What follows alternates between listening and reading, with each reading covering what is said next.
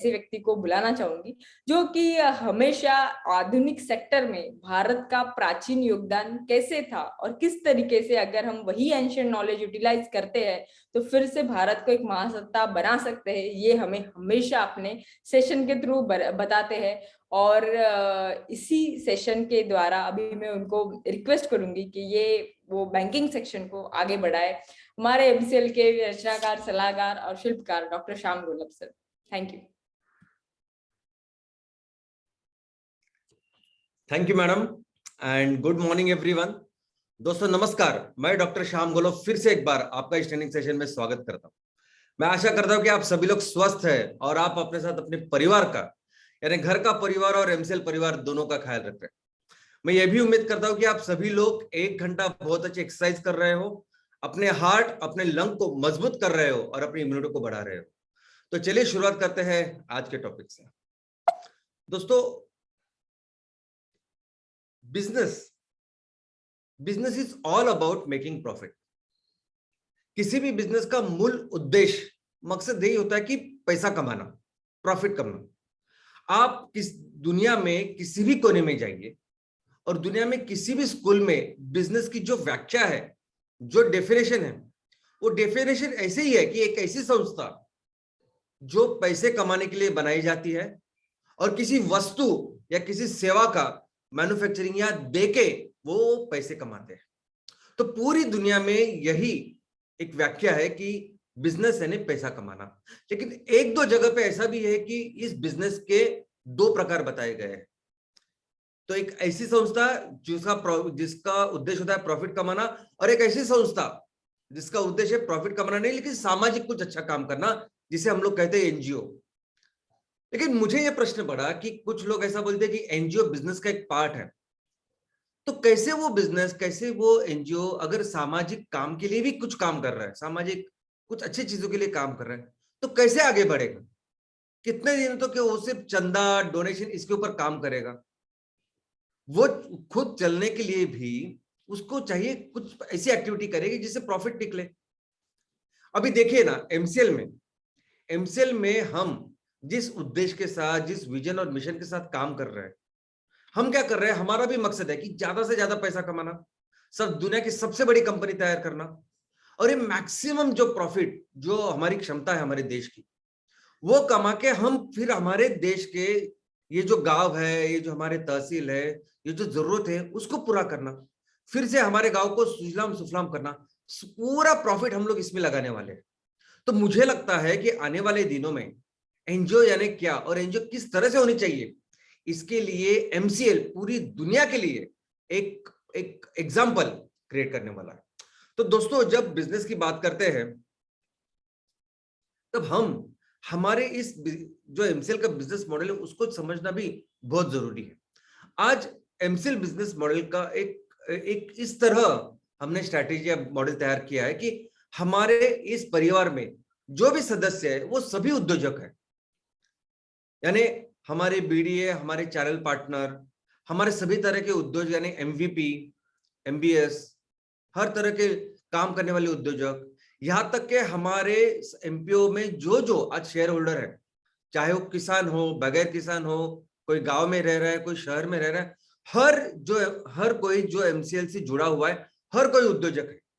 और सबका एक उद्देश्य है कि कैसे इस एमसीएल के माध्यम से, एमसीएल के प्लेटफॉर्म के ऊपर ये बिजनेसेस जो हमने शुरुआत की है उसके माध्यम से खुद की आमदनी बढ़ाए, खुद के लिए प्रॉफिट बनाए, खुद के अपने फैमिली के लिए प्रॉफिट बनाए, ये सबका उद्देश्य है। और ये पूरी जो बिजनेस मॉडल है, ये हमारे बिजनेस मॉडल वैसे ही है। और अगर आप किसी भी पोजीशन पे हो, अगर आप सिंपल एमपीओ मेंबर्स भी हो या सिंपल चैनल पार्टनर हो या किसी भी लेवल पे अगर काम कर रहे हो, लेकिन अगर आपकी योग्यता है, अगर आप में वो पैशन है, अगर आप बहुत कुछ वो प्रतिभा अगर आप में है, तो आप कल एमसीएल के सर्वोच्च स्थान पे भी जा सकते, ऐसा भी इंतजाम हमने किए करके रखा है। तो एमसीएल ये सभी उद्योजकों से भरी हुई ऐसी एक फैमिली है। तो दोस्तों, जब हम सभी लोग उद्योजक हैं, जब इस एमसीएल के फैमिली से जुड़ा हुआ हर कोई अगर उद्योजक है, तो हमें एक चीज बहुत अच्छी तरह से समझनी चाहिए और वो है पैसा। हमें एक चीज बहुत अच्छी तरह से समझनी चाहिए, वो है पैसे का व्यवस्थापन, क्योंकि ये बहुत बहुत बहुत यानी कोर है। यानी एक ऐसी एक्टिविटी, जैसे हम लोग पढ़ाई करते हैं तो उद्देश्य क्या होता है कि ज्यादा से ज्यादा मार्क अच्छे लाना, अच्छे स्कूल कॉलेज में एडमिशन लेना। वैसे ही अगर स्पोर्ट्स में जाते हैं तो हम लोग किसकी कोशिश करते हैं कि ज्यादा से ज्यादा मैं से कैसे दौड़ू और कैसे वो 100 मीटर 200 मीटर वो रिकॉर्ड टाइम में करूं।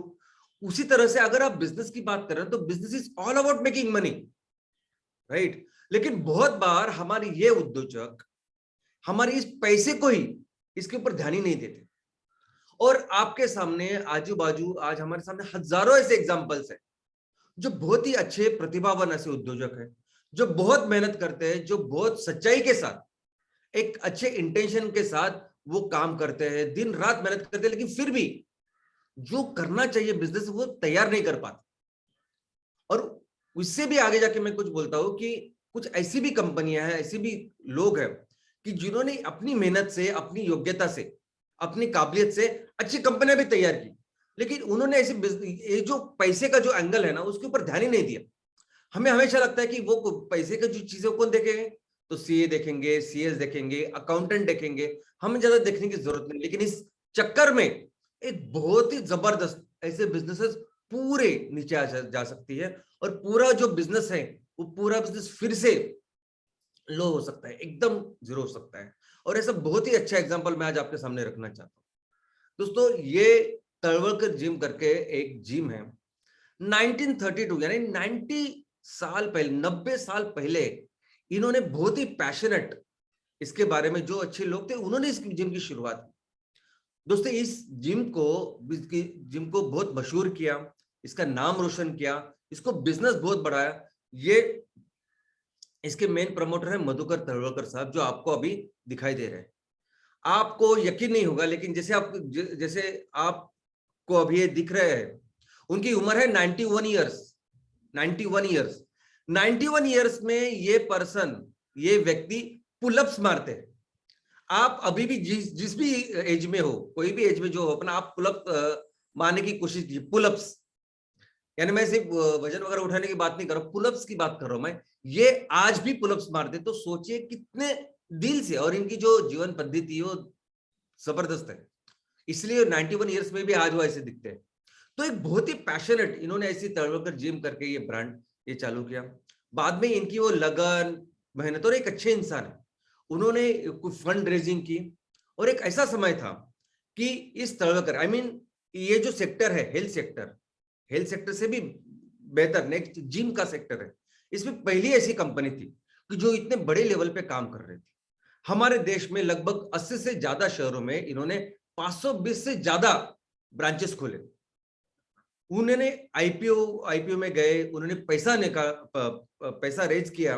इनफैक्ट इनिशियली आईपीओ के पहले भी इन्होंने जो जो पैसा रेज किया, आपको यकीन नहीं होगा, लेकिन हॉलीवुड के जेनिफर लोपेज से लेके हमारे बॉलीवुड के शाहिद कपूर, मलाइका अरोरा, इन्होंने सबने इन पे पैसा डाला इस कंपनी, क्योंकि लोग अच्छे हैं, कंपनी अच्छी, सब कुछ।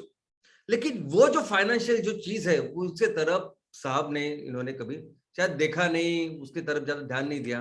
तो इनके साथ जो लोग थे, जो सीए सीएस बाकी कुछ लोग थे, उन्होंने इस तरह से इसका सब मैं तो कहूंगा कि गलत व्यवस्थापन किया कि जिसकी वजह से आज ये जो कंपनी है इसके 520 से जो शाखाएं कम होकर आज सिर्फ 3 से 4 शाखाएं है।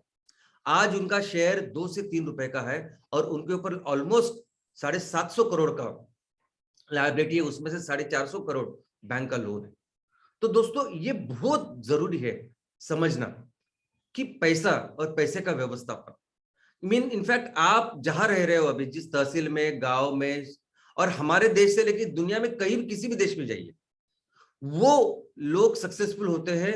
और जो लोग सक्सेसफुल है बिजनेस में, उनमें एक चीज कॉमन होती है कि वो बहुत अच्छी तरह से समझते पैसे को, बहुत अच्छी तरह से समझते कि कैसे बिजनेस में पैसे का ख्याल रखा जाए, पैसे का व्यवस्थापन करना चाहिए, जो हम लोग नहीं समझते। और ऐसा नहीं है कि इनको समझने के लिए इनके पीछे बैकग्राउंड होता है, वो कुछ सीए होते हैं, सीएस होते हैं, अकाउंटेंसी आते हैं, बिल्कुल नहीं। अभी एक अच्छा एग्जांपल मैंने आपके सामने रखा है धीरूभाई अंबानी साहब का। लेकिन ऐसे सभी एग्जांपल्स हैं। वो ही लोग सक्सेसफुल होते हैं बिजनेस में जो पैसे के बारे में ख्याल रखते हैं। अगर हम सभी लोग उद्योजक हैं, अगर हम सभी लोग चाहते हैं कि हमारे घर में हमें एज ए उद्योजक मेरा ज्यादा से ज्यादा प्रॉफिट हो, तो ये चीज हमें सबको बहुत अच्छी तरह से समझनी पड़ेगी।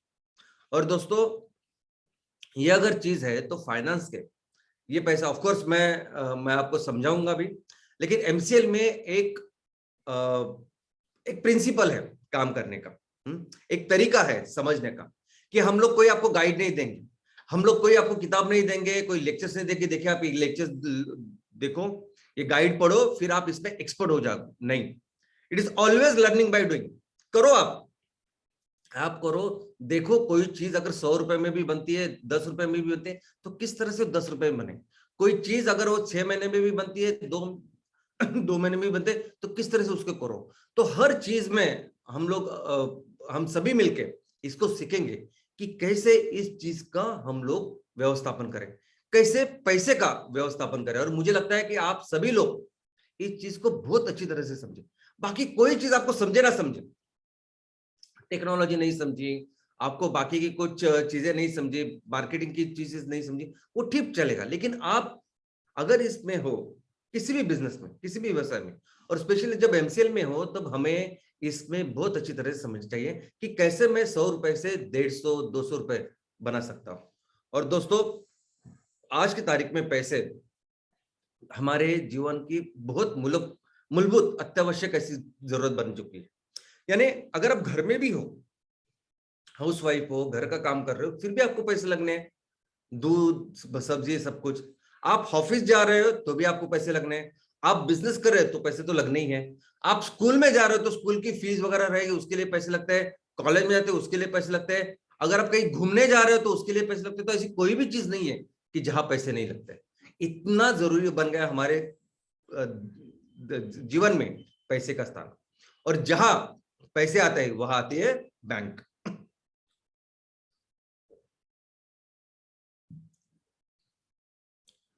दोस्तों, ये बैंक यानी क्या होता है कि इस पैसों के साथ हम लोग क्या करते हैं, क्यों चाहिए होते हैं हमें पैसे।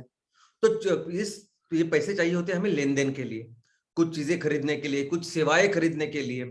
ओके, अगर गवर्नमेंट को कुछ फीस देनी है, बाकी कुछ करना है, तो वो भी एक सेवा है जो हम लोग ले रहे हैं गवर्नमेंट की। तो इन सभी चीजों के लिए, आई मीन आप सब्जी ले रहे हो और या घर ले रहे हो। अभी घर एक ऐसी चीज है कि जहां इतना सारा पैसा सबके पास नहीं होता कि एक साथ हम लोग पैसे दे और घर ले लें, तो बहुत सारे लोन वहां हमें लगता है लोन। तो इन सिंपल आज सब्जी दूध से लेके आप घर तक या कॉलेज की फीस तक, इन सभी चीजों के लिए कोई तो ऐसी संस्था चाहिए होती जो आपकी तरफ से ये काम करे। एक थर्ड पार्टी लगती है जो आपके बिहाफ पे आपके ये सभी फाइनेंशियल काम करे, और वही है बैंक। तो बैंक का अर्थ क्या है? तो बैंक एक ऐसी संस्था है जो आपके लिए, आपकी तरफ से पैसे के सभी काम करती है। ये बहुत बेसिकली आपको समझना चाहिए। और पैसे से क्या क्या काम होते हैं वो सभी इसमें शामिल है। यानी सिर्फ वस्तुओं की लेन देन नहीं, लेकिन इंश्योरेंस, इसमें लोन, क्रेडिट, या सब कुछ जो इसमें पैसे का व्यवस्थापन होता है, वो सभी बैंक, ये सभी करने वाली संस्था, ये संभालने वाली लीगल संस्था अगर कोई है तो वो है बैंक। तो दोस्तों, अगर बैंक की डेफिनेशन, व्याख्या अगर आप देखो तो सिंपल डेफिनेशन है, सिंपल व्याख्या है कि ऐसी संस्था जो लीगली, कायदे कानून से आपके पैसे ले सकती है और उस पैसे के ऊपर ब्याज दे सकती है, उसके साथ वो संस्था लोन भी दे सकती है। तो कायदे कानून के साथ करने वाले ऐसी संस्था जो है, जिसमें दो इंपॉर्टेंट इशू है, क्या वो पैसे ले सकती है और उसके ऊपर आपको ब्याज दे सकती है, और दूसरा लोन दे सकती है। तो ये दो चीज करने वाली जो संस्था होती है उसे कहते हैं बैंक। और इस बैंक और इकोनॉमी, बैंक और अर्थव्यवस्था, यानी ये इतना इंपॉर्टेंट है ये समीकरण कि बैंक बोले तो अर्थव्यवस्था है, और किसी भी अर्थव्यवस्था के लिए बैंक जरूरी है। यानी वो अमेरिका की अर्थव्यवस्था है, अफ्रीका की अर्थव्यवस्था है, भारत की किसी भी कोने की अर्थव्यवस्था है, बैंक कंपलसरी होती है इस अर्थव्यवस्था के लिए, बिजनेसेस के लिए। और इसका जो कैसे बैंक की शुरुआत हुई, कैसे बैंक का विकास हुआ, और किस तरह से बैंक का इवोल्यूशन आज की तारीख में हो रहा है, ये समझना बहुत ही रोमांचकारी है। ऑफ कोर्स एक बात तो है कि बैंक का इतिहास समझना यानी अर्थव्यवस्था का इतिहास समझना, एकदम बराबर कि उस बैंक का जब इतिहास आप पढ़ोगे तो आपको अर्थव्यवस्था के बारे में पता चलेगा। लेकिन उसके साथ उस टाइम का जब जब वो बैंक का जो वो सफर था, उसमें वहां तब की सामाजिक परिस्थिति कैसी थी, राजनीतिक परिस्थिति कैसी थी, लोगों का रहन सहन कैसे था, लोगों का कल्चर कैसे था, इन सभी चीजों के बारे में बैंक बताती है। तो चलिए देखते हैं कैसे। सबसे पहले मैं आपको बताऊं कि बैंक ये कमोडिटी एक्सचेंज के लिए संस्था है। कमोडिटी एक्सचेंज, अब इस कमोडिटी में क्या आता है, तो वस्तुएं भी आती है और सेवाएं भी आती है। तो बैंक आपकी तरफ से ये सभी जो वस्तु है, सेवा है, उसको लेने देने के लिए ये जो काम करने वाले एक संस्था है, ये उसका बेसिक काम है। ओके, कि पैसा, ये सब बैंक जो कुछ है वो आपके लिए यही काम करते हैं, एक्सचेंज ऑफ कमोडिटीज। तो कोई भी चीज लेने के लिए, देने के लिए, सेवा लेने देने के लिए आपको क्या लगता है, पैसा, और इस पैसे का व्यवस्थापन करती है बैंक। तो ये जो वस्तु विनिमय है, कोई भी चीज या लेन देन की जब बात आती है, तो इसकी जो शुरुआत हुई वो शुरुआत हुई बार्टर सिस्टम से। अभी बार्टर सिस्टम का मतलब है वस्तु विनिमय, यानी ऐसा समय था कि जब ये पैसे नहीं थे तो एक वस्तु को देके दूसरी वस्तु को हम लोग लेते थे। यानी दुनिया में देखो, दुनिया में सबसे पहले इकोनॉमी की शुरुआत हुई हमारी खेती बाड़ी से, एग्रीकल्चर से। मनुष्य एक प्राणी था और एक सामाजिक प्राणी बना, एक समाज में रहने लगा। उसका कारण ही था एग्रीकल्चर। वो खेती ही थी कि जिसके वजह से भटक भटक ने उसने छोड़ दिया, एक जगह पे रुक के वो खेती करने लगा। गांव बसे, शहर बसे, और हमें बाद में पता। तो जब वो गांव बसे तब इनिशियली क्या होता था उस अर्थव्यवस्था में, कि बहुत सारे लोग खेती करते थे। उसमें से कुछ लोग ऐसे होते थे कि जो खेती के लिए उपकरण या औजार जो लगते हैं वो बनाते थे। कुछ लोग ऐसे थे जो वस्त्र बनाते थे। कुछ लोग ऐसे थे जो आपका घर बनाते थे। तो ये सभी लोग फिर एक दूसरे के लिए अपनी वस्तु या सेवा देने के लिए उसके एक्सचेंज में उनकी वस्तु लेते थे। यानी अगर आप मेरे घर के लिए लकड़ी का सामान बना रहे हो तो मैं अपने खेतों से जो मैंने धान तैयार किया मैं आपको दूंगा। तो इस तरह से बार्टर सिस्टम चलता था। लेकिन उस व्यवहार में, उस लेन देन में क्या होता था कि बहुत परेशानी होती थी। यानी हर वो जो व्यवहार है, जो चीज है, वो सही है क्या गलत। अगर मैंने आपको कोई चीज दी है वो शायद ज्यादा वैल्यू की हो सकती है, मूल्य की हो सकती है, और जो मैं आपसे ले रहा हूं वो कम है, तो मैं तो घाटे में रहा। दूसरा ऐसा भी हो सकता है ना कि उसका वस्तुमान आकारमान का कोई लेना देना नहीं था। यानी आप बोरी भर के आप उसको चीनी दो, नमक दो, सपोज बहुत बड़ा बोरी भरी आपने और नमक दिया उनको, और उसके बदले में सिर्फ चप्पल ली। तो चप्पल दिखने में छोटे ही है या जूते छोटे हैं, आकारमान वस्तुमान कम है, लेकिन उसका मूल्य ज्यादा, हम सभी जानते हैं आज की तारीख में। तो बहुत सारे प्रॉब्लम्स उसमें हो रहे थे और इसीलिए जरूरत पड़ी चलन की, पैसों की, कि कुछ ऐसी व्यवस्था हो ना कि जिससे ये सभी जो लेन देन है, ये सभी जो व्यवहार है, उसमें कुछ समानता आए, प्रमाण आए। और इसी के साथ सब शुरुआत हुई पैसों की, और पैसों की शुरुआत हुई सिक्कों के साथ। तो ये पूरी जो अर्थव्यवस्था है, यानी अगर ये जो शुरुआत की तब के राजाओं ने, तब के एक राजा, उसकी जो भी उसका जो प्रदेश था, तो उसमें राजा ये सब काम करने के लिए अपने खुद के सिक्के बनवाता था। और वो सिक्के एक मूल्यवान ऐसे धातु के होते थे, सोने के होते थे, और उसमें वो अपनी मोहर लगाता था कि इस राजा का वगैरह है, और उसके पूरे प्रदेश में वो चलता था। वो सिक्के थे जिससे फिर आप वस्तु या सेवा ले दे सकते थे। अभी एक प्रदेश की, एक राजा का जो जितना प्रदेश था उसमें उसके सिक्के ही चलते थे, दूसरे प्रदेश में नहीं चलते थे।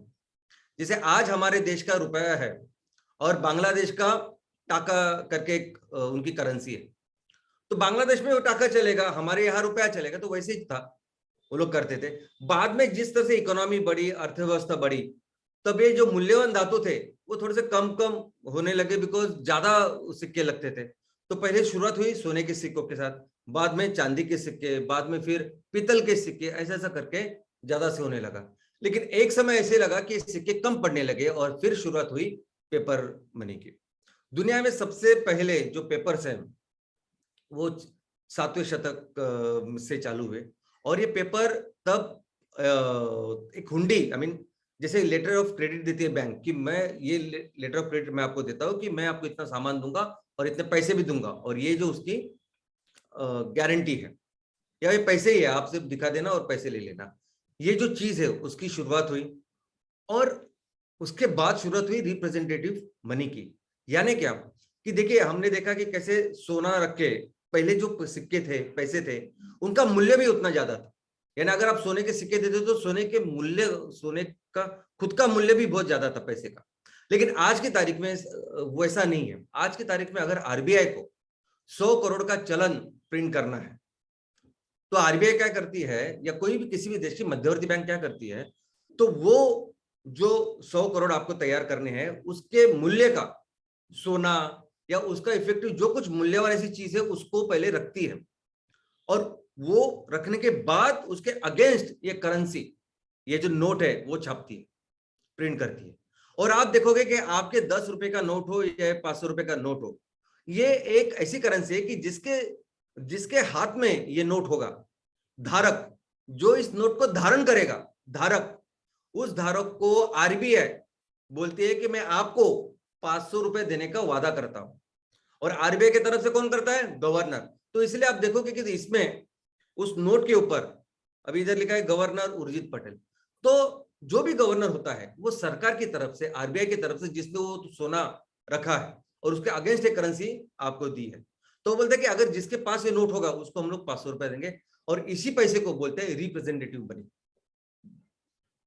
दोस्तों, फिर हर देश में इस पैसे को लेके अपने खुद के चलन शुरुआत हुए हैं, खुद के उस चलन के चिन्ह शुरुआत हुए। जैसे आज रुपए का चिन्ह है, डॉलर का एक चिन्ह है, पाउंड का एक चिन्ह है। तो हर आज सभी देशों में अपनी खुद की करेंसी है और खुद का एक चिन्ह है।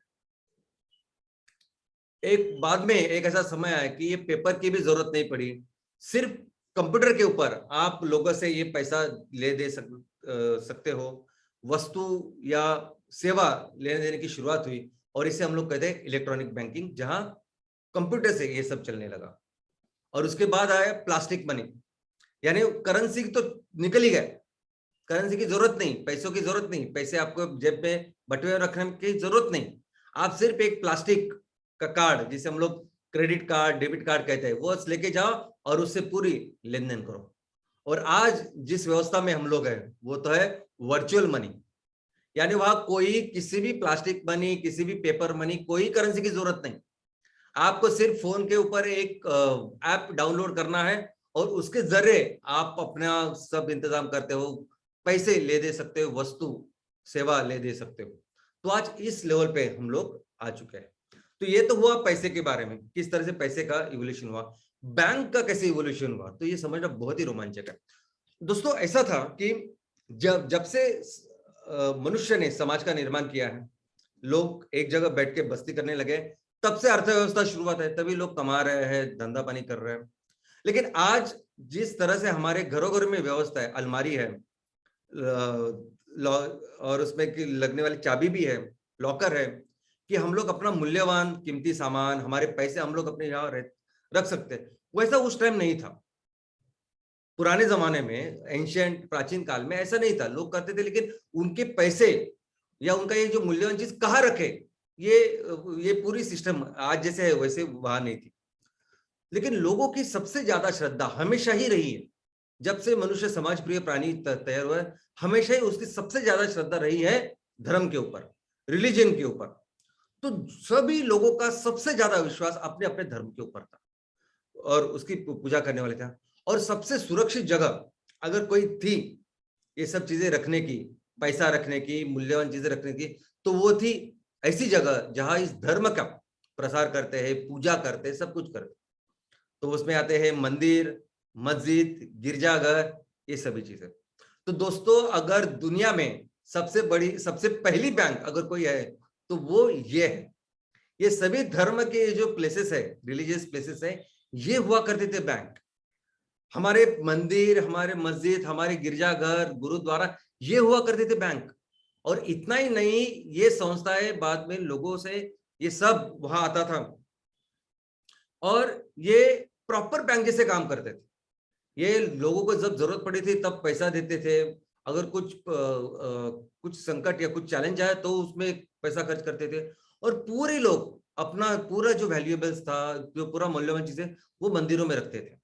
और हमने देखा कि हमारे देश में तो हम पूरे दुनिया में इस समाज कालखंड में 90% of the time we were number 1 economy in the world. 90% of the time हम लोग दुनिया की सबसे बड़ी इकोनॉमी थी। कोई भी चीज ऐसी नहीं थी जो हमें बाहर से खरीदनी हो, हम तो सिर्फ लोगों से सोना लेते थे, ऐसे लेवल पे हम लोग थे। और हम लोग ये पूरा सोना इन मंदिरों में रखते थे। और यही फिर मैडम ने भी आज जो स्टोरी बताई वो, और बाकी हम देखते मंदिर हो, मस्जिद हो, गिरजाघर, ऐसा सब हुआ करते थे। और लोग भी क्या करते थे कि उनकी जो भी निजी संपत्ति थी वो उसको भी इस धातु में, मूल्यवान धातु या मूल्यवान जो रत्न होते उसमें कन्वर्ट करते थे। और ये पूरे जो रत्न है, जो मूल्यवान, यानी सपोज आपने कुछ काम किया, आपने जमीन बेची है, जो कुछ जो भी पैसा है ना, वो फिर इसमें कन्वर्ट करते थे। और ये फिर ये मूल्यवान धातु वगैरह ये सब वो मंदिरों में रखते थे। और यही कारण है दोस्तों कि क्यों जब भी कोई वॉर होता था, कोई युद्ध होता था, तो राजा, दो राजाओं के बीच में भी युद्ध होता था, तो वो मंदिरों को जाके उसको लूटते थे। क्योंकि ये मंदिर, ये गिरजाघर, ये सब कुछ थे ना, ये एक्चुअली बैंक थे। ये बहुत सारा पैसा उस मंदिरों में, मस्जिदों में, ये चर्चों में हुआ करता था। इसीलिए आप देखोगे, चाहे वो अपने अंदर का राजा हो, चाहे बाहर का कोई आके यहाँ हमारे यहाँ साथ झगड़ा या वॉर कर रहा हो, तो वो पहले जाके उसको लूटते थे। तो दोस्तों, हमारे देश में जो बैंकिंग का इतिहास है वो भी बहुत ही रोमांचक है। सबसे पहले मैं आपको बता दूं कि हमारे सबसे प्राचीन जो दस्तावेज है, जो वेद और उपनिषद है, जो ग्रंथ है, उसमें हमारी अर्थव्यवस्था, सभी चीजों का बहुत अच्छी तरह से उन्होंने विवरण दिया हुआ है।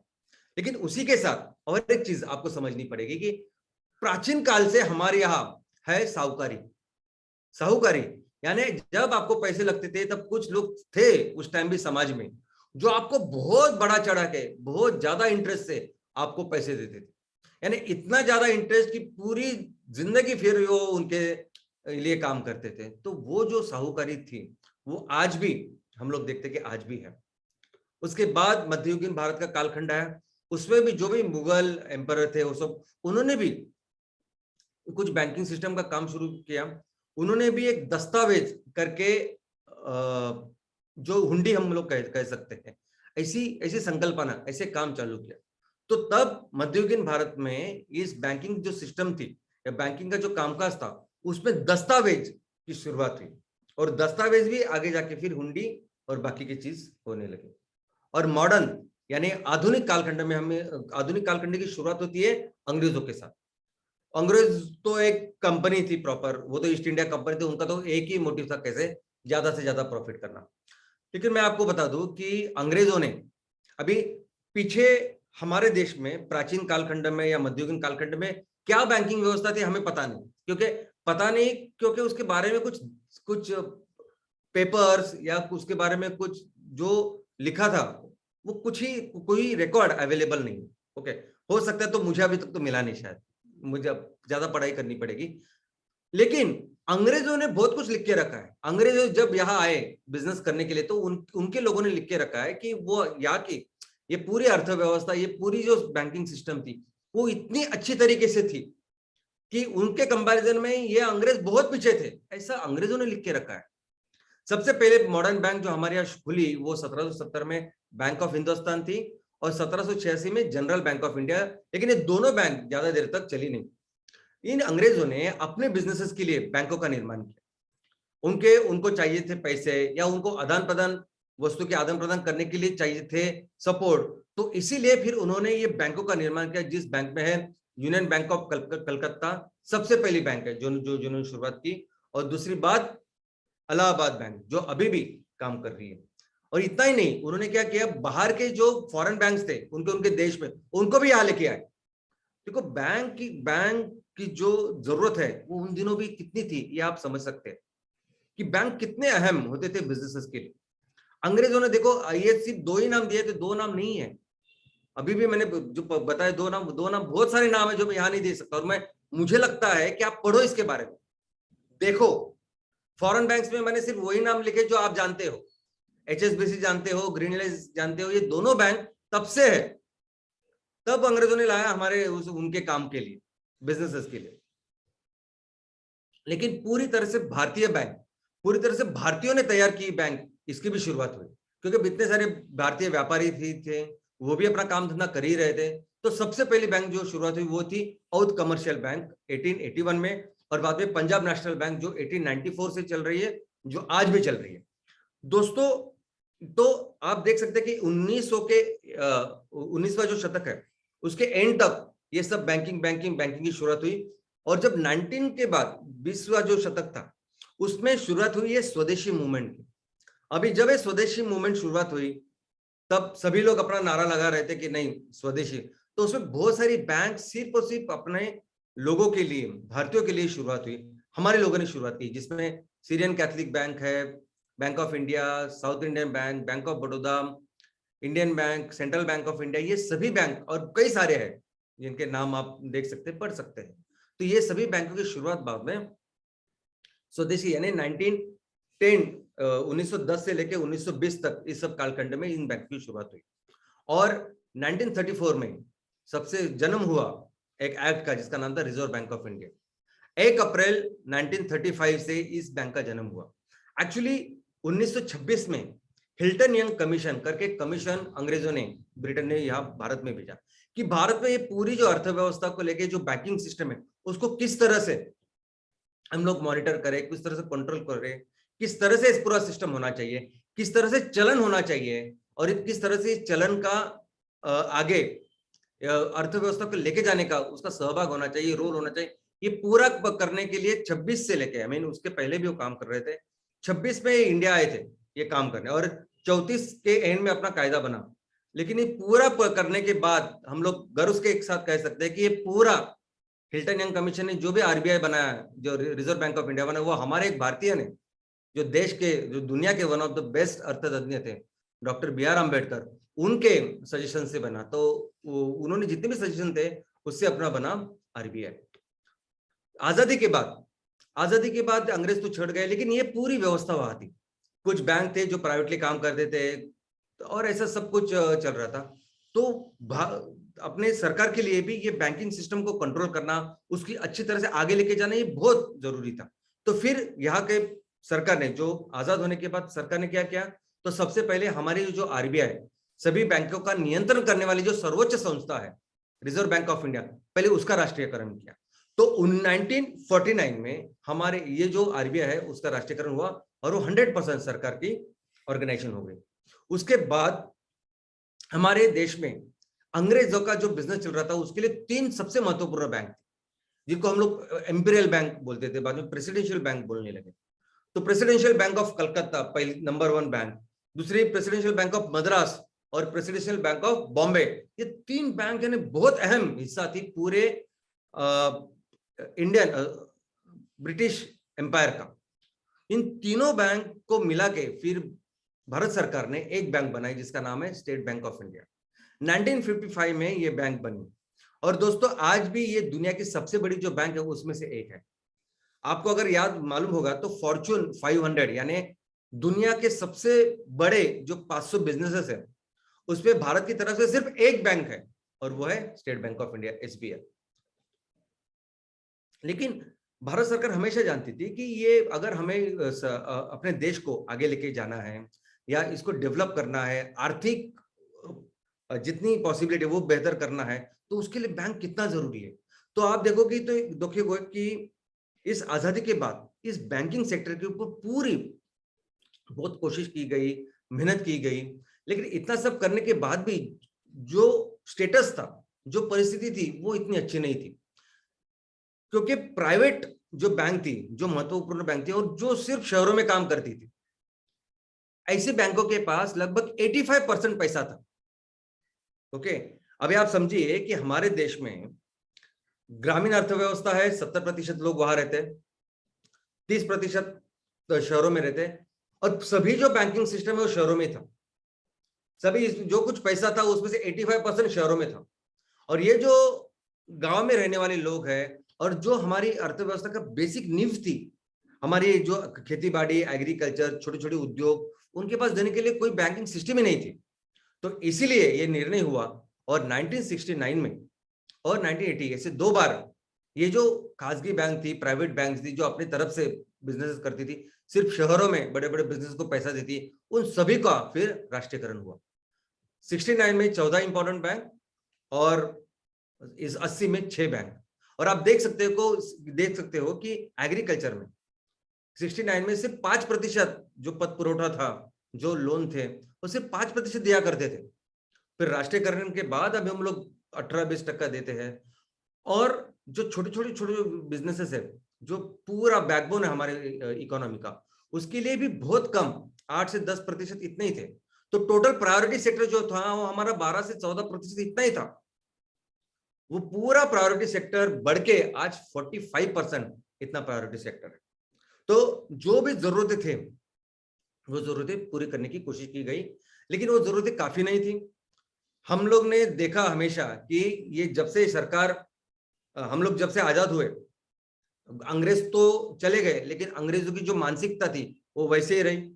ये सभी जो बाबू लोग सब काम करते थे, रेड टेपिज्म यानी लाल फीती, यानी कोई भी काम करना हो तो मिलता ही नहीं था कुछ, लाइसेंस राज, ये सब कुछ। और बैंक का भी उस पे वैसे उसी तरह बैंक पूरी सिस्टम जो थी उसी की वजह से भी आगे नहीं बढ़ पा रही थी, लोगों को फायदा नहीं हो रहा था। इसलिए 91 में जो भी उदारीकरण, जागतिकीकरण और खाजगीकरण, जिसे हम एलपीजी कहते हैं, लिबरलाइजेशन, प्राइवेटाइजेशन और ग्लोबलाइजेशन, 1991 में हुआ, क्योंकि हम बहुत ही चिंताजनक परिस्थिति में थे इस सभी लाल फीती से की वजह से। तो सब निकाल दिया गया और उसमें से फिर बैंक भी निकाल दी गई और बहुत सारी बैंक का जन्म उसके बाद हुआ। आज हमारे देश में जो बड़ी बड़ी इंपॉर्टेंट बैंक है उनका जन्म इस 91 के बाद हुआ। तो दोस्तों अलग अलग तरह की बैंक होती है। सबसे पहले तो एक बैंक है जो सेंट्रल बैंक ऑफ इंडिया है, जो mean central bank of India नहीं, जो हमारी देश की मध्यवर्ती बैंक है।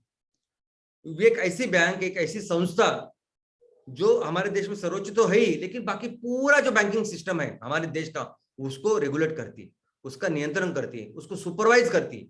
बैंकों की बैंक अगर कोई है तो वो है आरबीआई। सब कुछ बैंक के बारे में अगर कोई तय करना है, आगे की कुछ ध्येय धोरण है, गाइडलाइंस है, ये कौन डिसाइड करता है? तो वो करती है आरबीआई। तो आरबीआई एक अपनी तरह से अलग ऐसी संस्था है। लेकिन दूसरे जो है, जो नॉर्मली बिजनेस करते हैं, वो सभी आते हैं कमर्शियल बैंकों में। कमर्शियल बैंक यानी ऑफकोर्स बिजनेस है। बैंक भी वैसे देखा जाए तो बिजनेस करने वाली संस्था है। उनका काम क्या है कि आपके पैसे लेना और वो पैसे तो किसी अच्छी जगह पे डालना और उससे ज्यादा पैसा, ज्यादा ब्याज लेना, क्योंकि आपसे अगर पैसे लेते हैं बैंक तो आपको भी ब्याज देना है, ब्याज देना है उसके ऊपर। तो ये सब करने वाली, इनको सभी कहते हैं कमर्शियल बैंक। और इसके भी प्रकार है, गवर्नमेंट, प्राइवेट और कोऑपरेटिव, फॉरेन। तो गवर्नमेंट, अभी आज के तारीख में जो कमर्शियल बैंक्स है, बैंकिंग जो चल रहा है, उसमें गवर्नमेंट बैंकों की संख्या है 12। सब ये मर्जिंग वगैरह होने के बाद 12, उनके कई सारे ब्रांचेस है जो काम कर रहे हैं। उसके बाद है प्राइवेट बैंक, लगभग 22 प्राइवेट बैंक आज की तारीख में काम कर रहे हैं, जो जिनके अलग अलग नंबर है, संख्या मैं आपको बताऊंगा। और फॉरेन बैंक्स, कई सारे फॉरेन बैंक्स भी है जो आज की तारीख में हमारे यहाँ बिजनेस कर रहे हैं। अभी हर गवर्नमेंट बैंक कितने हैं, कैसे काम कर रही है, फॉरेन बैंक कितने हैं, कैसे काम कर रही है, प्राइवेट बैंक का कैसे चल रहा है, ये सब मैं आपको बताऊंगा। लेकिन एक बहुत इंपॉर्टेंट सेक्टर आज हमारे देश में जिसका नाम है सहकारी बैंक्स, कोऑपरेटिव बैंक्स। और ये सहकारी बैंक्स भी गवर्नमेंट की खुद की भी है और प्राइवेट भी है।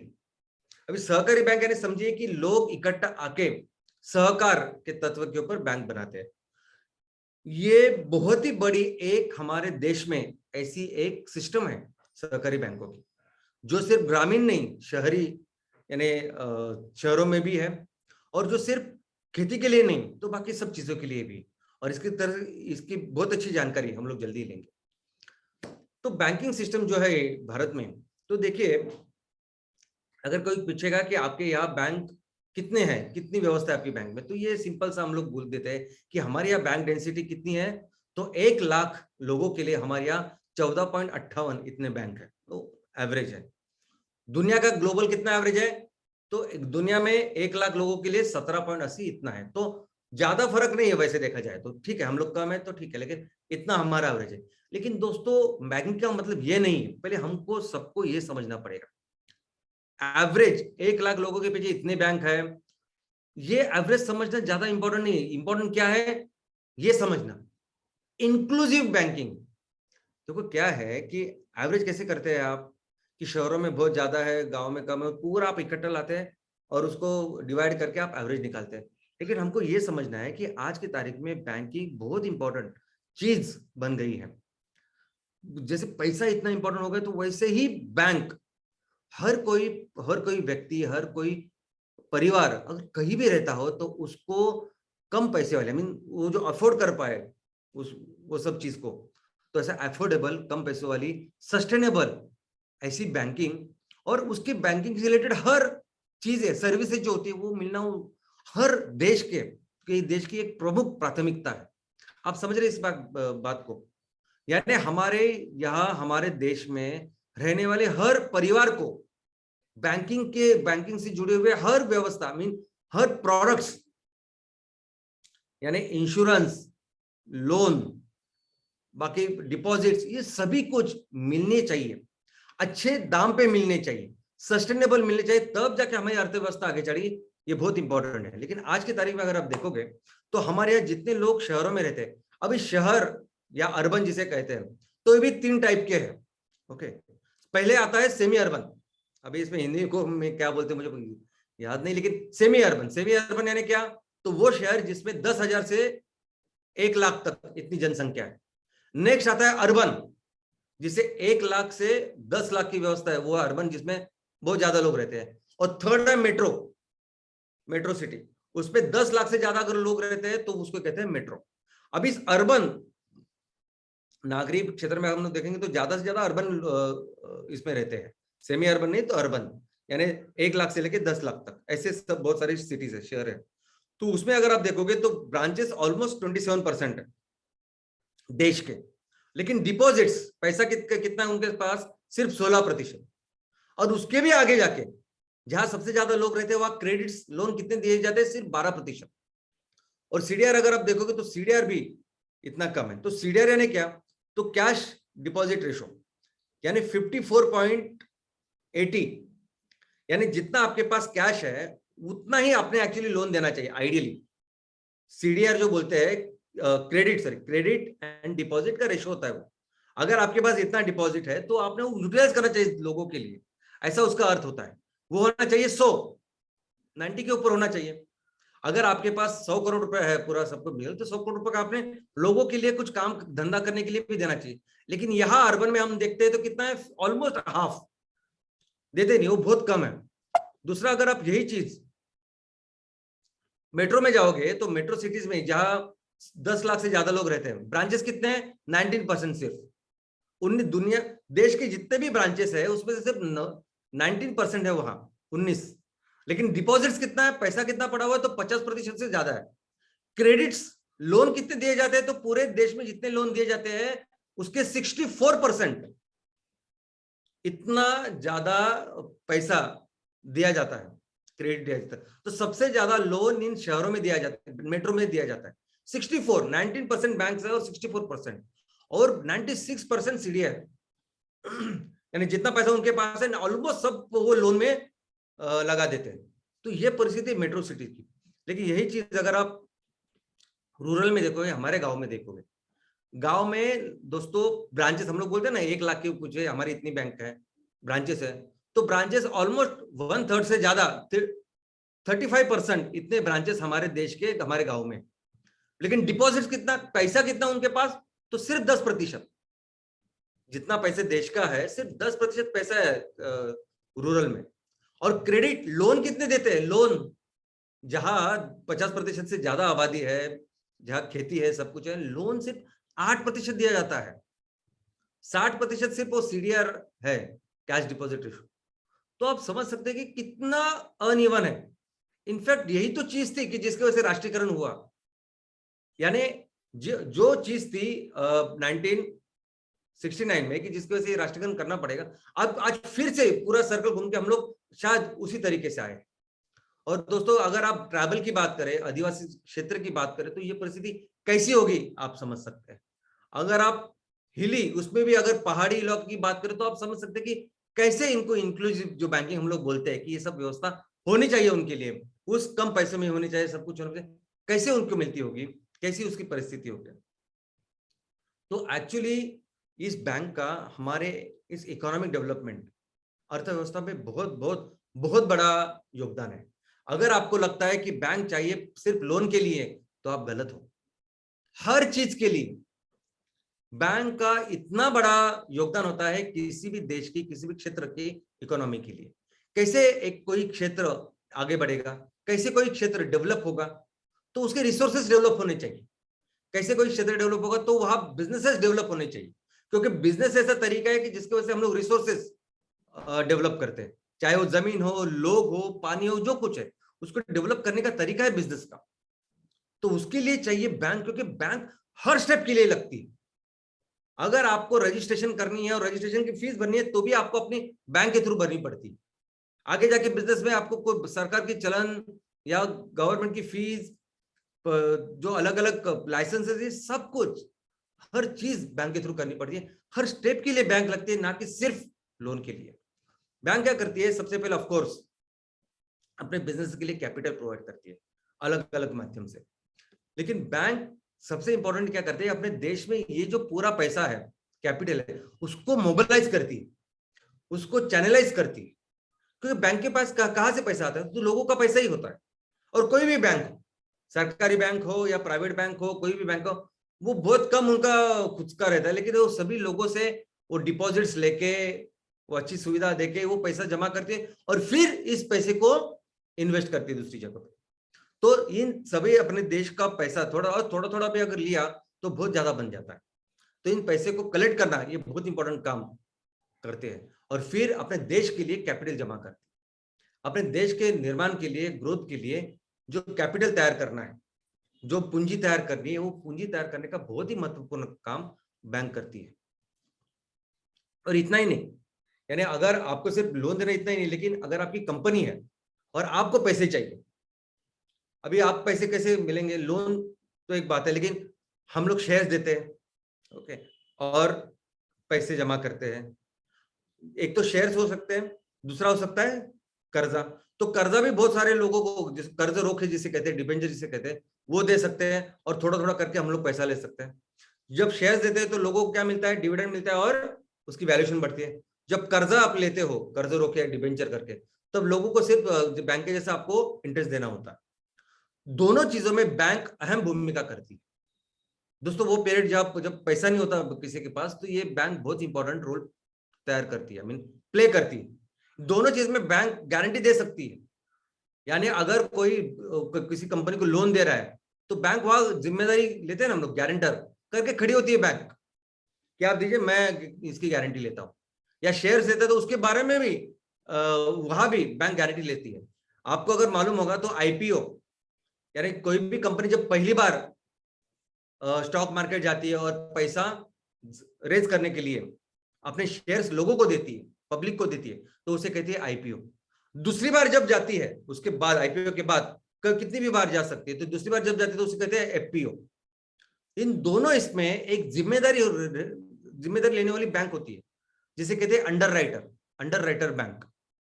तो कंपलसरी लगती है कि अगर आपने ये 10 लाख शेयर्स अभी आपको पब्लिक को देने हैं, तो अगर ये 10 लाख शेयर्स नहीं किसी ने ले तो हम लोग लेंगे, ऐसी गारंटी लेने वाली बैंक होती है, जिसके बाद फिर आईपीओ एफपीओ आप कर सकते हैं। तो बैंक आपका बिजनेस पार्टनर हो सकती है, होती है हमेशा के लिए। आप जैसे ग्रो करती है, वैसे बैंक आपको हमेशा जो जो जरूरत लगती है वो देती है। बहुत बार ऐसे भी होता है कि आप बिजनेस की शुरुआत करते हो, आपको थोड़ा सा पैसा लगता है, उसके बाद अभी बढ़ते हो और ज्यादा पैसा लगता है, तो हर बार वो आपका लोन बढ़ा के देती है, इनिशियल थोड़ा देती है, बाद में बड़ा के करती है, ऐसा सब करती है। और बैंक ना कि सिर्फ वो पैसा देने के लिए, लेकिन आपकी एक एडवाइजर, आपको कोई भी चीज की जब जरूरत लगे, कंसल्टेंसी लगे, ये बैंक के खुद के एडवाइजर होते हैं, जो ये करा के दे सकते हैं, डीपीआर तैयार कर सकते हैं। तो बहुत सारा रोल है बैंक का आपके बिजनेस को बढ़ाने के लिए, जो कर सकते हैं। लेकिन दोस्तों आज की तारीख में अगर आप देखोगे तो बैंक की पूरी जो व्यवस्था है, बैंकिंग व्यवस्था, इसके ऊपर बहुत सारे चैलेंजेस हैं। वो कैसे चैलेंजेस है, तो सबसे पहले यही मुश्किल है, लोन मिलाना, मुझे लेना, कर्जा लेना, ये सबसे मुश्किल हमारे देश में है। बाकी देश को पता नहीं, लेकिन हमारे यहाँ हमने देखा अभी कैसे ग्रामीण क्षेत्र में और शहरी भाग अर्बन कितना कम वहां क्रेडिट है, बहुत मुश्किल। अभी ऐसा क्यों है? क्योंकि बैंक भी एक व्यवस्था है और बैंक को भी चाहिए। देखो बैंक, अगर आप ऐसा समझते हो कि नहीं, अगर कोई बैंक सिर्फ डिपॉजिट ले रही है तो बहुत अमीर बैंक है, तो बिल्कुल नहीं, डूब जाएगी वो बैंक। अगर बैंक कर्जा नहीं देगी तो डूब जाएगी, क्योंकि बैंक जो जिससे पैसा लेते हैं उनको ब्याज ब्याज भी तो देना है ना। तो उनको कंपलसरी है कर्जा देना, उनको कंपलसरी, अच्छे लोग हैं, लोगों को कर्जा दे, उनको भी अच्छा पैसा मिले, सामने वाले का भी फायदा, फिर भी लोन नहीं मिलता।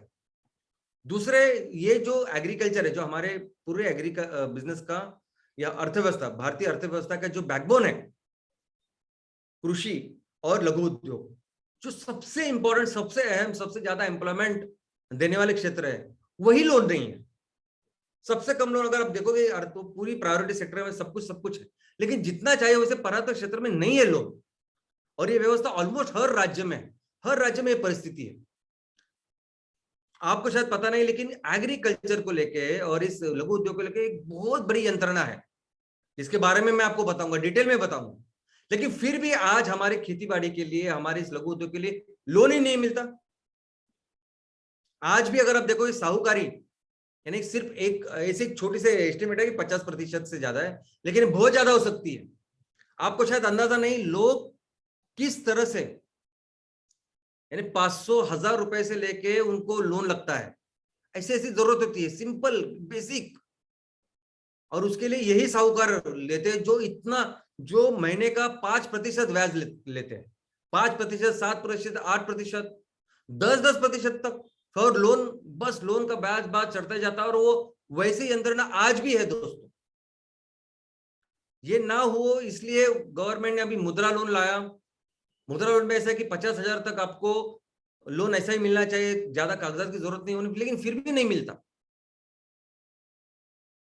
50,000 तो ज्यादा है, लेकिन 2,000, 5,000, 10,000 भी लोगों की जरूरतें होती है, जो नहीं होती। और आज की तारीख में भी बहुत बड़ा सेगमेंट है साहूकारी, जो इस तरह से लोन देता है और पूरी जिंदगी पर फिर उनको वो चुकाना पड़ता है। और हमारे देश में एनपीए ज्यादा है, पूरे पूरे दुनिया का ऑलमोस्ट 5% और हमारा 7 से लेकर 8% तक है। तो दोस्तों ऐसा क्यों है कि हम लोग, ये सब ऐसी परिस्थिति है। एक तरफ बैंक है जिनको ग्रो होने के लिए भी अच्छे कस्टमर चाहिए, और एक तरफ हमारी जनता है जिनको पर्याप्त लोन नहीं मिलता। दूसरी तरफ ऐसी भी परिस्थिति है कि कैसे एक गांव है, जो गांव 80% पूरे साहूकारी पे चलता था, लेकिन एक चीज की वजह से वो पूरी साहूकारी खत्म हुई और अभी लोग सिर्फ 10% तक शायद साहूकारी जाती है, बाकी पूरे लोग वो साहूकारी से मुक्त हो गए। कैसे एक छोटी सी बैंक कैसे पूरे देश को बदल सकती है, कैसी ग्रामीण व्यवस्था है, कैसे इस खेतीबाड़ी के लिए व्यवस्था है, एग्रीकल्चर के लिए कितना कुछ, कितना बड़ा सिस्टम आज हमारे देश में है। सरकार ने आजादी के बाद अभी तक कितना कुछ सरकार कर रही है इस एग्रीकल्चर के लिए, फिर भी वो नहीं हो रहा है। वो सब हम लोग जानेंगे नेक्स्ट सेशन में। दोस्तों मैं फिर से बोलता हूं, ये फाइनेंस, ये पैसे का जो सेशन है वो बहुत इंपॉर्टेंट है।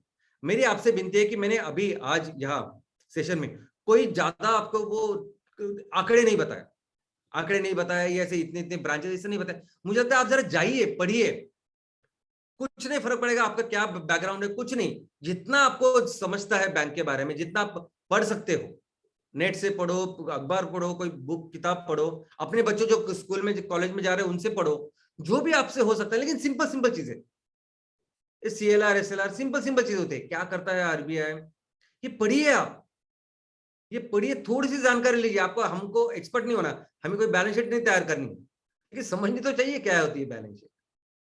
दोस्तों छोटी छोटी चीजें ज्यादा होती हैं, लेकिन मुझे लगता है कि आप सभी ने इसको पढ़ना चाहिए।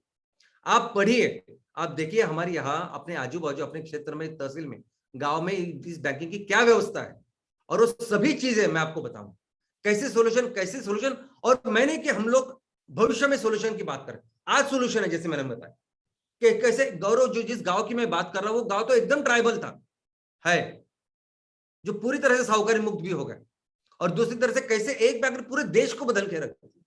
तो ये सभी चीज हम लोग नेक्स्ट सेशन में देखेंगे, नेक्स्ट अगले शुक्रवार इसी समय देखेंगे। लेकिन तब तक ये आपका गृह पाठ है, ये आपकी पढ़ाई है जो आपको करनी है, और नेक्स्ट वीक हम लोग मिलते हैं। धन्यवाद, थैंक यू।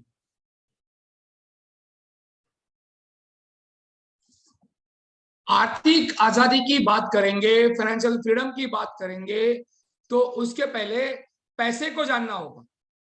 हम जब बात करते हैं कि फ्यूल इंडिपेंडेंस देंगे, इकोनॉमिक इंडिपेंडेंस देंगे, जब तक हमें पैसा समझ नहीं आएगा तब तक हम पैसे का विनियोग अच्छे सही नहीं कर पाएंगे। ये आज का थॉट था और उसकी हिस्ट्री आज बहुत सही तरीके से, सटीक तरीके से श्याम सर ने बताई है। गुड मॉर्निंग एमसीएल इंडिया परिवार।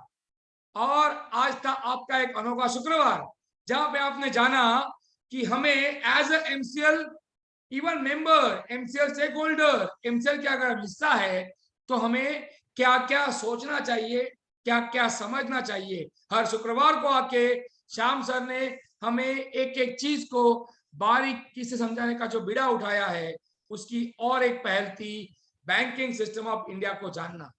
पर आज उन्होंने जो पूरा डिग आउट किया है हिस्ट्री को और इतनी सरलता समझाया हमें कि आने वाले फ्यूचर में एमसीएल इंडिया को ग्रेट बनाने में क्या रोल प्ले करेगा प्रैक्टिकली, ये आज के सेशन एक एग्जांपल था। इसका पार्ट 2 आना बाकी है और पार्ट 2 और इंटरेस्टिंग होगा और एजुकेटिव होगा और इंफॉर्मेटिव होगा और हमारी आंखें जरूर खोलेगा।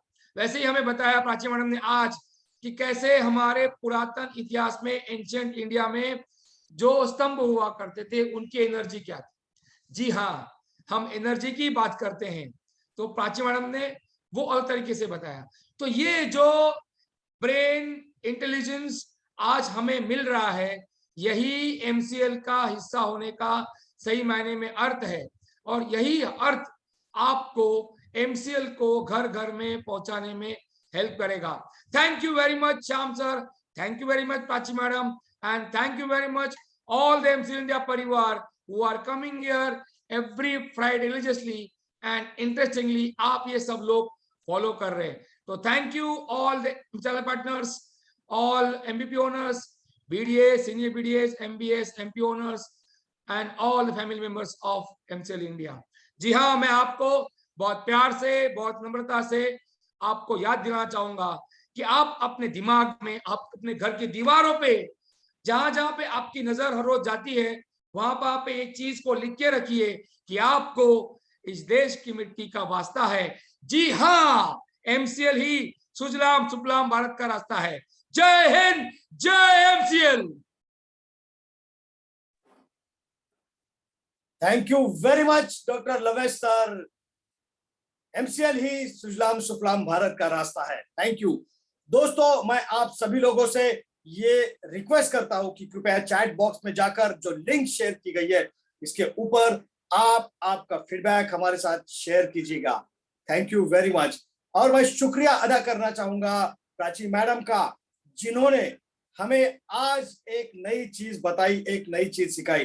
दोस्तों, आज तक हम किसी भी धर्मस्थल पर जाते थे तो सिर्फ श्रद्धा के साथ, धार्मिक भावना के साथ, लेकिन इसके पीछे क्या शास्त्रीय दृष्टिकोण है, क्या साइंटिफिक अप्रोच है, ये आज हमें पता चला प्राची मैम के इस सेशन के बाद। So thank you very much Prachi madam, फिर एक बार एक आई ओपनिंग थॉट हमें देने के लिए। Thank you very much. और फिर एक बार मैं शुक्रिया अदा करना चाहूंगा उस विजनरी लीडर का, उस इंसान का जो बार बार हमें ये बताते हैं कि कैसे हम हमारे देश को फिर एक बार सुजलाम सुफलाम बनाए, how to make India great again. दोस्तों, उसी का आज ये सेशन था, बैंकिंग इन इंडिया।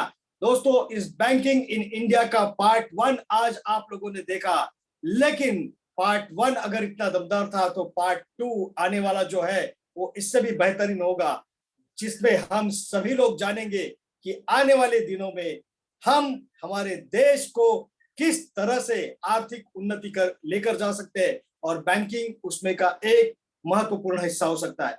तो दोस्तों, इसी तरह से अगले शुक्रवार भी आप आइए और इस सेशन को सुनिए ताकि आप लोगों को इस बारे में पता चले। Thank you very much doctor Shyam sir for giving us such insights. Thank you very much once again from on behalf of each and every stakeholder of MCL. शुक्रिया। और शुक्रिया अदा करना चाहूंगा आप सभी एमपीओ, एमबीएस, प्राइम बीडीए, हमारे सारे stakeholders, channel partners, MVP, इन सभी का जिन्होंने हम पे विश्वास रखा है। मैं शुक्रिया अदा करना चाहूंगा हमारी पूरी एमसीएल टीम का, और साथ ही साथ आप लोगों को मैं रिक्वेस्ट करना चाहूंगा कि आप अपनी सेहत का और अपनी पूरी एमसीएल परिवार के सेहत का ख्याल रखिए। इसी के साथ मैं मंगेश शेलार, आपका होस्ट, ये घोषित करता हूं कि आज का ये वेबिनार, आज का ये सेशन यही समाप्त हुआ। स्वस्थ रहिए, खुश रहिए। धन्यवाद।